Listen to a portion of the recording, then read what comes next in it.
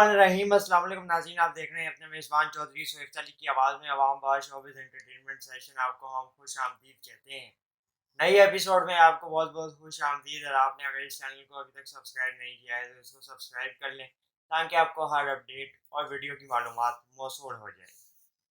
बात करते हैं निजी टीवी चैनल पर नशर होने वाले ड्रामा सीरियल कभी मैं कभी तुम के हवाले से। कभी मैं कभी तुम ड्रामा सीरियल बहुत ही ज़बरदस्त अंदाज में आगे बढ़ रहा है और कहानी में एक के बाद एक ट्विस्ट आता जा रहा है, सरप्राइज आता जा रहा है। सस्पेंस और थ्रिलर से भरपूर कहानी कभी मैं कभी तुम ड्रामा सीरियल जो है वो इस पे बेस कर रहा है। और अब आने वाली किस्त में आपको एक ऐसा सरप्राइज देखने को मिलेगा जिसमें आपको यकीनी तौर पे बहुत ज़्यादा हैरत होगी। और फहद मुस्तफ़ा और हानिया आमिर के किरदार अब मज़ीद इंकशाफात से भरपूर होने जा रहे हैं।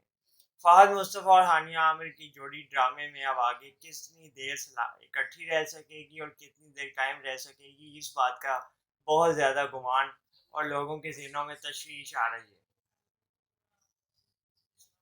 अब देखना ये है कि आने वाले दिनों में, आने वाली किस्तों में जो फहद मुस्तफ़ा और हानिया आमिर की जोड़ी है इस ड्रामे में वो कायम रहती है या कोई नाखुशगवार वाक़यात पेश आता है और इस जोड़ी के इस रिश्ते को ख़त्म हो जाना पड़ता है। और ये रिश्ता ख़त्म हो जाएगा तो फिर किस तरीके से ना ये जो कहानी है ये आगे बढ़ेगी और इन दोनों के मामलात आगे चलेंगे। नाज़रीन की बड़ी तादाद में इस ड्रामे को सपोर्ट किया जा रहा है, देखा जा रहा है और बड़ी तादाद इस ड्रामे से मुतासिर है।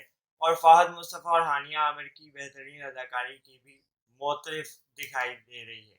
नाज़रीन का कहना है कि दोनों ने इस ड्रामे में ऐसी जान डाली है कि अपनी अदाकारी की बदौलत इस ड्रामे को चार चांद लगा दिए हैं।